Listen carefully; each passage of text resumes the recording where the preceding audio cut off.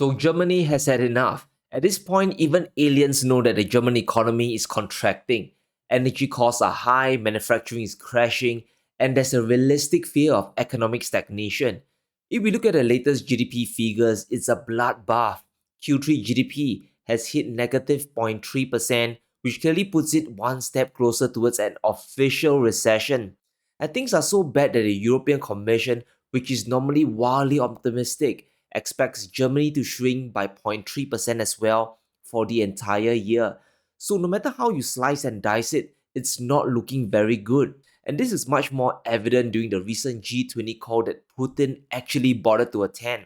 In the call, Olaf Scholz told Putin to end his attack on Ukraine, to take his troops and withdraw. Now, this is fanciful thinking at best because there's still a ton of unresolved issues still yet to be ironed out. Will NATO integrate Ukraine into the alliance? What happens to Crimea and the occupied territories? And will the West return Russia's frozen reserves or still use it for rebuilding? And until this gets settled, it's near impossible for Russia to simply retreat like that. And will Moscow even trust any agreement? And that's the big hurdle the West needs to jump over. On his part, Putin is telling the world he wants to stop the tragedy of war and has not refused any negotiations. It's basically a soft rejection to the G7 nations. I think it's really interesting that Olaf Scholz is throwing a Hail Mary even though he knows it's not going to work. It's because the war is having an effect on Germany's economy. Not only is Germany still suffering from high inflation and a collapsing industry, but there's now a big housing crisis building in the country. German house building is collapsing, and that could drag the economy down with it. The property sector makes up for a fifth of Germany's GDP and 1 in 10 jobs. And here's how bad the situation is. Over 22% of companies are cancelling residential construction projects, and almost half of builders report a lack of orders. People are just not buying homes any longer.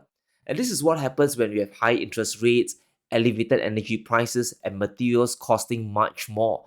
Companies and households just don't have the money to buy property. They're really being squeezed by food and fuel inflation, and the last thing they want to do is to put up a huge amount of cash and service a monthly mortgage that's only going up. German building permits have fallen sharply versus the Eurozone average, and this is the worst plunge in modern German history. We are witnessing a total loss of confidence in the German economy, and this is extremely dangerous for Germany because more property prices are crashing and very soon job losses are going to follow. This means Olaf Scholz have to save both their property sector and manufacturing base while also funding a war to fight Russia. It's virtually impossible to accomplish both objectives. Either the war effort has to stop, or you can keep funding Ukraine and doom your own domestic economy. And this is where things get darker for Germany. When you have industrial deflation or collapse, the only quick way out is to inflate it with cheap money. However, it's not possible anymore. It's not possible today. Germany is now facing a budget crisis where they physically can't spend their way out of this mess. In a story from Bloomberg, German budget mess could inflict big growth hit in 2024. A court ruling has thrown all of Germany's spending plans into the bin. It's so consequential that the pain will drag all the way until 2025. Here's the situation.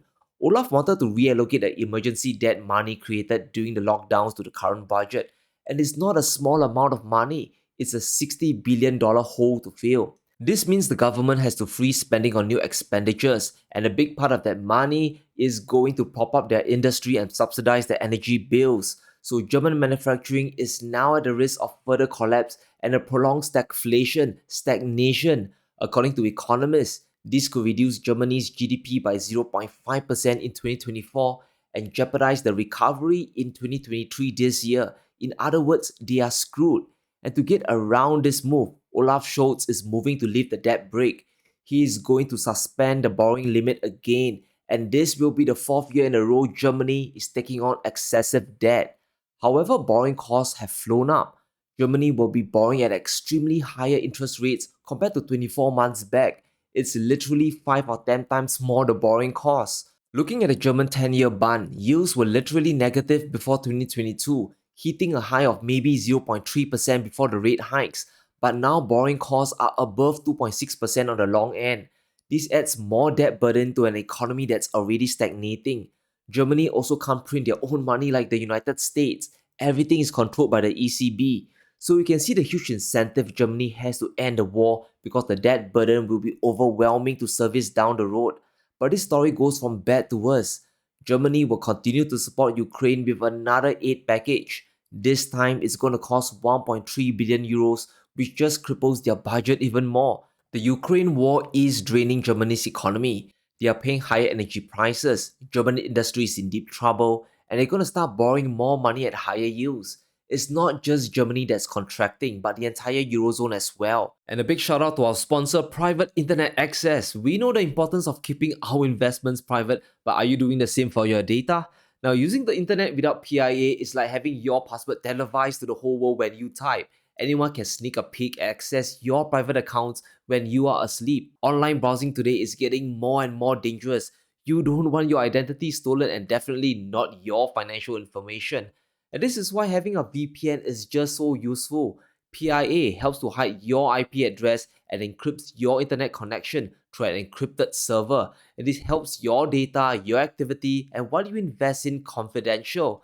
And what's awesome is how PIA protects all your devices. It's available for Windows, macOS, or Android, and there's no limit to the number of devices you can use it on. PIA covers over 84 countries, including every state in the US, so you can access more content than ever before. Just one click and you're good to go. Best of all, PIA is risk-free. There's a 30-day back money guarantee and 24/7 customer support, so you can get started with private internet access and get an exclusive 83% discount using the link in the description below. You also enjoy 4 months for free for just being a valued subscriber to the channel, so check them out and get protected today. The PMI have been under 50 for 6 consecutive months, signaling a contraction in both services and manufacturing. And sooner or later, this will spill over into the real economy and GDP will contract. It's quite impossible to escape a recession when global demand is collapsing and Eurozone industries are no longer competitive. Sure, they can always borrow more money at higher rates, but this will boomerang back with really nasty effects a year or two later. But let's talk about Europe's addiction to Russian energy. Yes, it's almost 2024, but the EU is still bringing in lots of oil and gas from Putin, and this places them in a really rough position because winter is coming and there's always the threat of an energy shock. According to the CREA, Europe is still one of the top 5 buyers of Russian fossil fuels, coming in just below Turkey. The Eurozone spent over 2.5 billion euros to bring in Russian oil and gas in October. The majority of these imports are still crude oil, pipeline gas, and LNG. It's across the board, which tells us Europe's energy deficiency is still a big crisis. But just look at the amount of crude oil in purple that's flowing all the way to China and India. This is cheap oil powering their economies while the EU is left scrambling in the open markets, bidding up the prices for energy. Zooming into the Pacific countries buying Russian energy, we can see it's mainly the Eastern European nations, especially Hungary and Slovakia, that's bringing in all the cheap oil and gas. So if winter hits hard, the effects won't be even.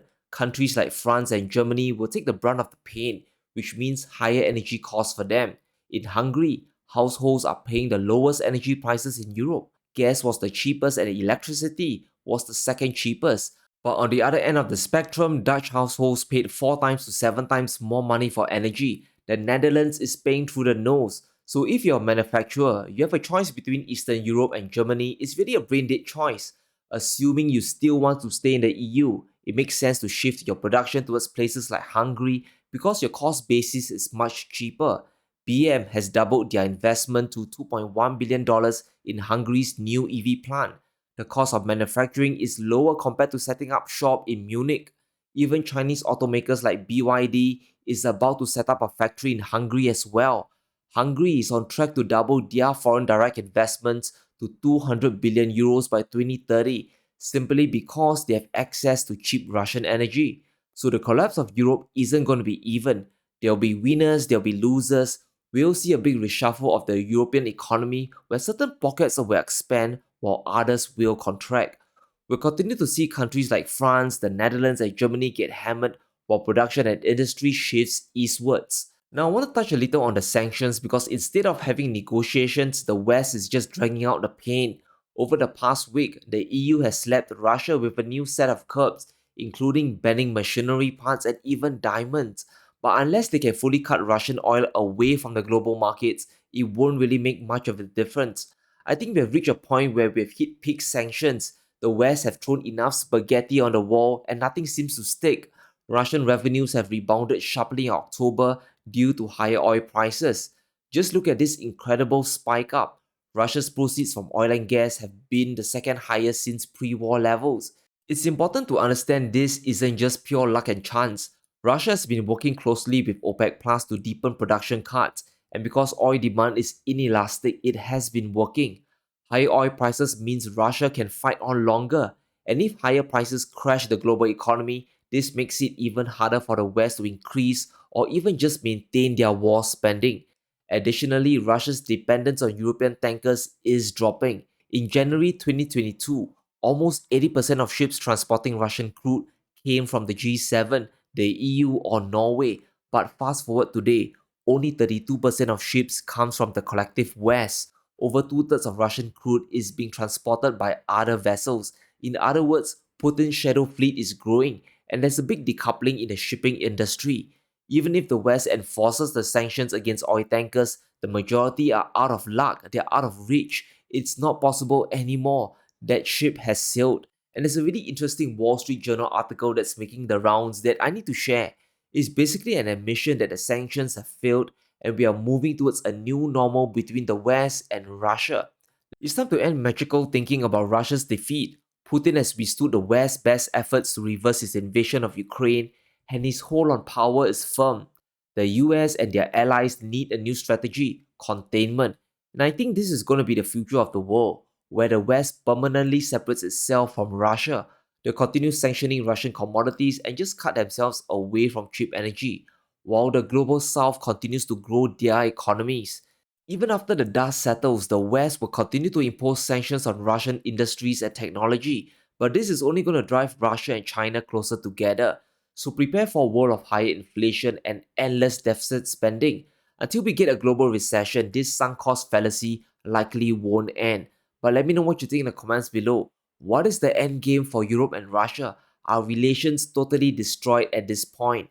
Let me know in the comments below. Stay safe, be sure to smash the like button and subscribe as we navigate through these crazy times.